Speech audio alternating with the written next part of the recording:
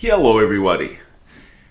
We're back rating ladder climbing or whatever it's called.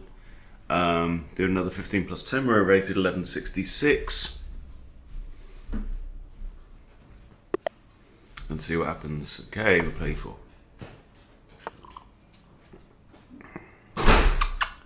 Alright, what do we do? No, we're going Vienna. I'm kind of going back to the Vienna. With the idea that it's just more akin to the Freddy Krueger stuff that I'm playing with the F pawn on this side. So I did have a game yesterday where I played that fianchetto variation. It didn't work out great. A lot of top players here play actually G3 rather than the Vienna Gambit, which is F4. Okay. Oh, best move. Good. I would say that 1177, a lot of people are going to take that pawn and lose.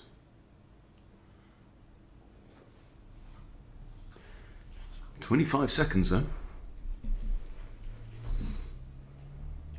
Okay, best move here I think is to take this pawn. And then we might, I don't know, do we play the Paulson? What do we do? Paulson is very trendy. This turns into rather a dull game. Or does it? Go on, let's play the Paulson attack and see what happens. Opponent's name is Appleboy2 from the Philippines.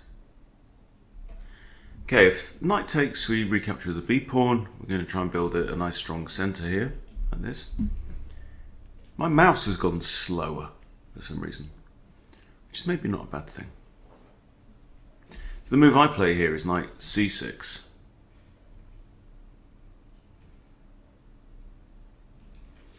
I think also C5 is a move.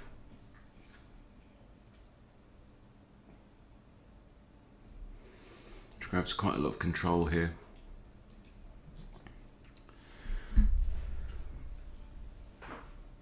Still got daughter's dog with us. Yeah, that's good.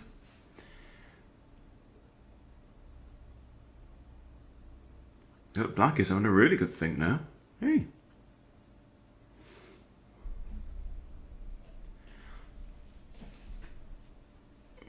So we have a semi-open F file.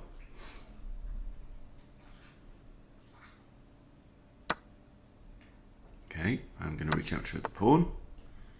And I mean, I can play this now. I think I'll play it now because my bishop might want a home here. I don't want to make it in the put it in the way of the pawn.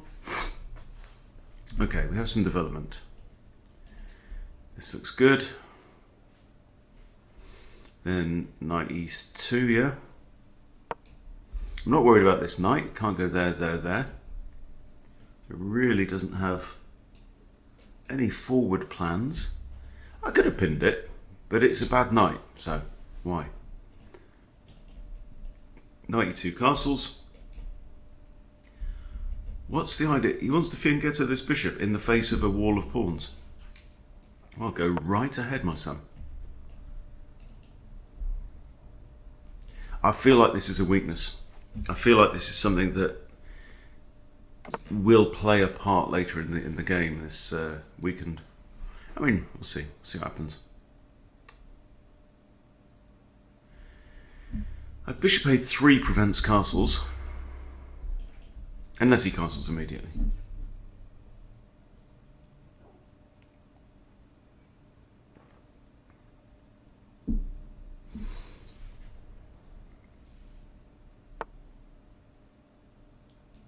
Now he could go long.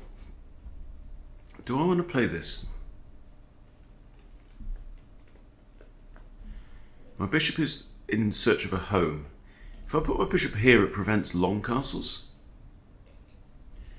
And then if he goes short, could I go in here? I like this. I want to encourage him to go this way, I think. Oh, might also have ideas about h4, h5. Try and attack this pawn. because my H pawn is obviously less important than black's G pawn if both of our kings are on the G file.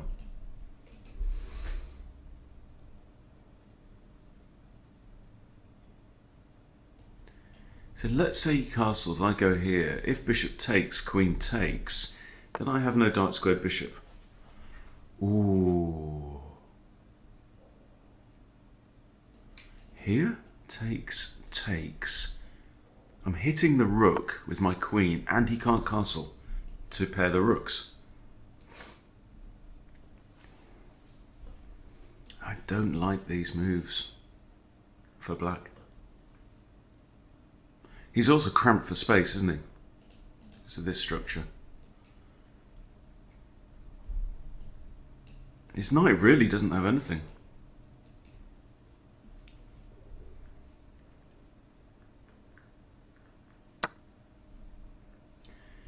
Okay, I think queen takes, but because there's no castles, because he'd be going through check on d8.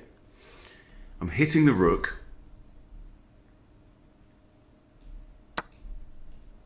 So this rook is going to have to move.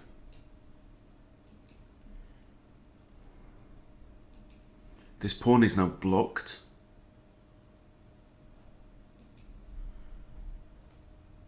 There may be ideas of this knight coming in, this bishop coming in.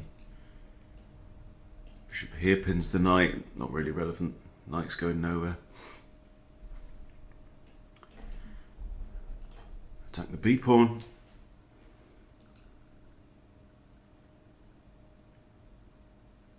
So it feels like the story of this game so far is the delay in castling on black's side.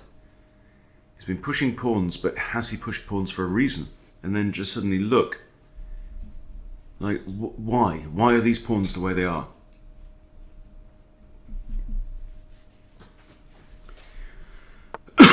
Okay, there goes the rook. So now there's no short castles. There's also no long castles right now because he has to pass through check. So then we say to ourselves, well, how do we attack? This pawn is undefended right now. So, you know that, but what's going to happen? I think we can leave the queen there for the time being. Nothing's attacking that queen right now. Rook A, B1. I think so. It's a semi-open file. There's no white pawn on it. Might support this idea. If the rook moves, then he can't castle at all. If the pawn moves, there you go. There goes the pawn. Again, I'm just prompting small positional weaknesses here. If I was to take out this bishop, no real great benefit there. But it feels like my bishop now belongs on one of these squares. We go here, bang.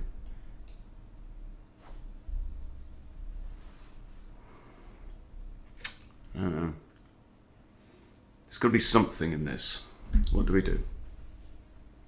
We have a drink of coffee and we have a think.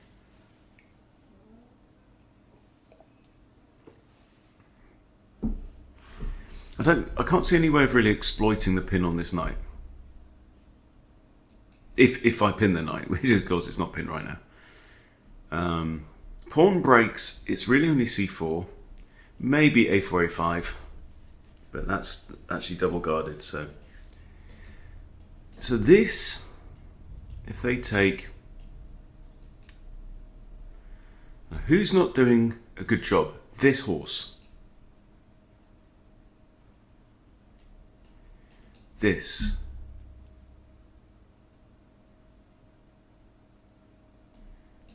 Takes, check. And rook has to take. Right? Knight here. Let's say we sack the knight, right? Check. King can't go there. Or bishop blocks.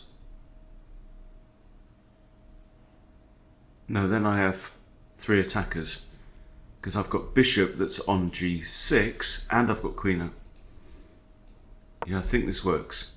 So I think actually after, hang on, after knight takes, if he takes this check, bishop blocks doesn't work because I've 1, 2, 3 attackers. Queen blocks doesn't work because bishop takes queen. The only other legal move is rook takes bishop. So I've got myself 1 pawn, 2 pawns. He takes, I win the rook. So I've got 2 pawns and a rook for a bishop and a knight.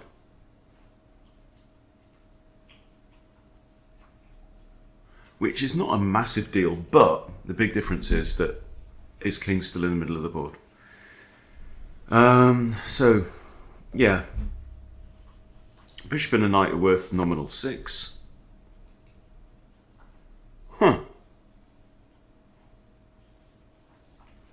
Well, that's a curious move. Now, I'm not too worried about him taking. I'll just recapture here towards the centre. Do I have ideas here? I push. No. Bishop's no longer defending that, but it is defended by the queen. If I take here, and pawn takes, he opens up lines.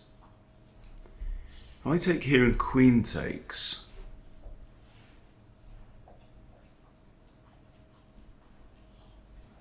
I win this knight. If I go here and pawn takes, that's just, no. I think it's fine for me either way. Queen takes doesn't work, so I have that with check. King has to move.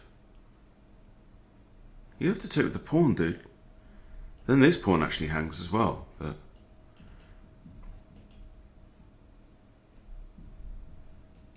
I don't think you really thought that one through, did you?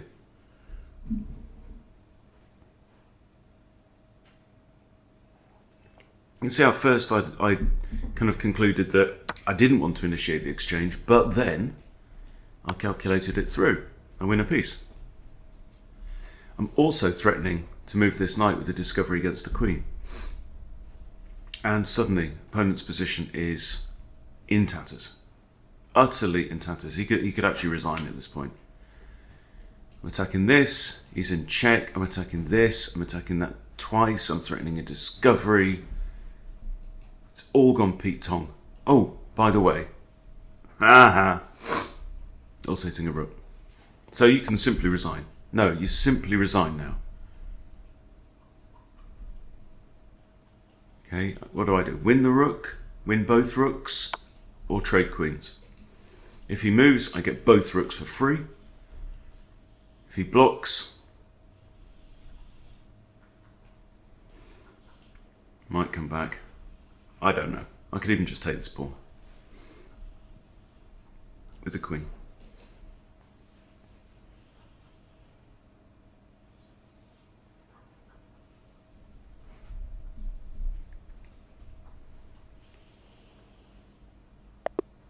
There you go. Absolutely. Absolutely.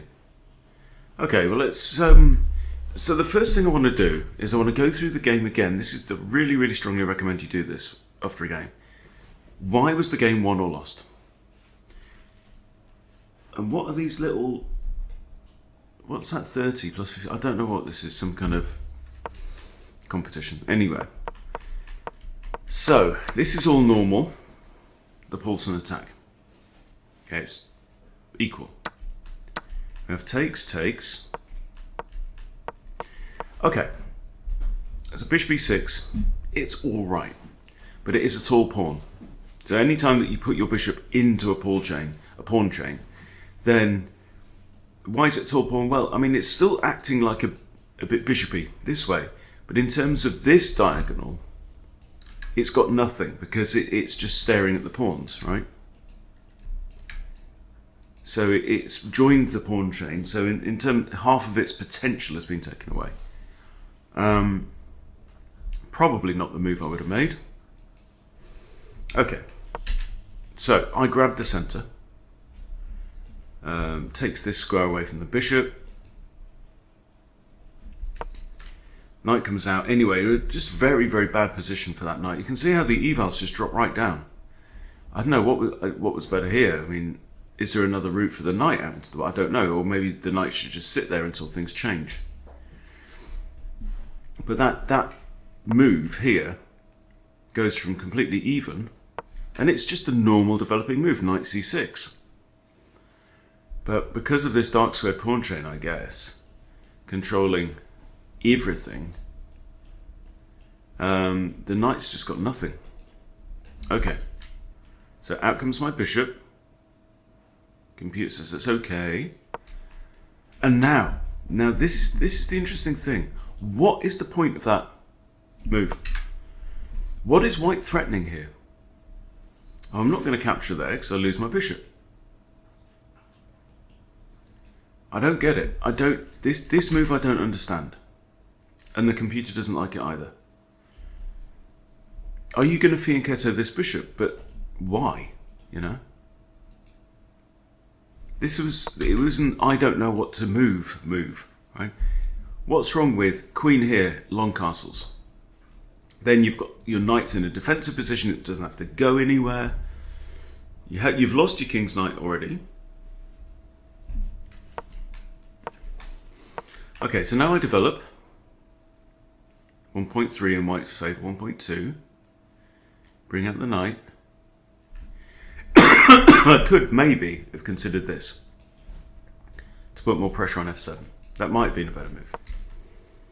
He fianchettos the bishop. Now it's 1.92 in white's favour. This bishop has no future there. Right? So it's not, you know, it's a weak move. It's not really building his position. It's now 2.3 to white. Yes, he's kind of preparing to castle, but he never does. I do. Get castle good and early. 1.7. Now the queen lifts. And 2.2. I come in with my bishop to prevent long castles. And this is a little kickity kick. In comes the bishop, and now the problem is he never castled. This is his big issue. Right? We trade off, and suddenly I've got this advanced pawn creating an outpost here. This queen is a monster, right? And it's now forcing black to do things he really doesn't want to do. Move his rook. Right? He'd love to castle. He can't. You missed your chance. Rook a b1. We are actually winning here. +3. In comes the knight. And this is a mistake. Now it's +10. 7.5. It didn't prefer that move. It says there was a better one, but we'll find that in a minute. And then it all collapses, right? Now it's +17. Okay. So I'll grab the PGN. We'll go and look at it on an analysis board. Okay, here we are. Let's have a quick look at the review. See how it did. Bam! 93 accuracy. Oh! 4 good moves, no inaccuracies, no mistakes, no misses, no blunders from me, and 2250. Oh! All the blue lights are on. Okay. Hunty is on form today, huh? White really outplayed black in that one. You're not kidding, bro. And look, it just never got worse. Never got worse. Wow. We were white. Book. Best move, b takes, right? Bishop b6. Okay, and we have a series of just limp moves. Right? This isn't great. Best move here. c5. Grabbing central control. Right? The reason why we got all these principles. There's nearly half a pawn difference. Okay. That's a good move. Best move. Immediate rook b1. Trivial. Okay, knight comes out, mistake. Right? There is a much better move. Again c5. This also prevents c5. Okay. Bishop has, yeah. Again, it just likes that, hit the pawn, right? But, you know, we play this move later. Don't worry about it, fish. It's fine. Okay, we're just building here. Again, inaccurate. Best move. Lift the queen. That's what I said. Lift the queen. Just get castled. Crying out loud. Get your king to safety. Knight e2. Good move. Right? It's bringing, say, rook off. Okay, it's 0.3 of a pawn difference, fish. Come on. Perfectly good move. Okay, and again, inaccurate, right? He stuck his bishop on the square of no future. Best move. Again, lift the queen. Get the goddamn king to safety. Right, castle's best move, thank you very much. This is best now. Again, inaccurate. So all these little, you know, weak moves build up to a weak position. When you're in a weak position here, you find, well, I haven't got any good moves. You know? It is a race to get a strong position in chess. That's what the opening is about. You want to get through the opening, you want to get to the middle game in an orderly manner so that your pieces are all lined up and ready to engage the enemy. And our opponent's just not doing this. Well, what is the point of this move? You're saying, oh, I've got a bishop in my half of the board. Well, you've still got a bishop in your half of the board. And after this, it's not great. I mean, good move there. And I play rook a1. Best move, of course it is. He's been shouting. Again. So this is good, but spinning the knight back. Well, I wouldn't have thought of that move. But it defends that. You know, it's defending a lot of stuff. But it's still a vile position. Okay. Bringing the knight in, that's the best move. So I looked at my pieces and I said, well, who isn't putting in a shift? Well, the knight here. What's it doing? It's defending this rearmost pawn of this chain. Is it under attack? No. Is there a dark square bishop that can attack it? No. Is the queen anywhere near attacking that pawn? No. What about this knight? Nah. It's just, no. There's zero threat here, okay? This knight is not doing enough. We come in, and this is just not great. That's a good move.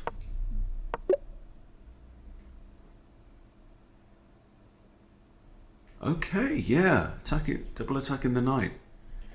And do you see how weak this knight is? Why is it weak? Because b6 was pushed, right? He's made these little pawn pushes that have turned his position into Swiss cheese. Right? Okay. And now, right, the knight's completely undefended. Knights should absolutely be defended on that square. You know, there's a pawn, right? Don't push it. Okay, queen comes in and it's all over. There you go. So that's why. Well, these principles matter. They're there for a reason. Follow them unless you've got a damn good reason not to. Okay? But, yeah, very, very satisfying win there. I'll take all blue and the 2250 rating. Sweet. Thank you for watching, everybody. I'll see you next time.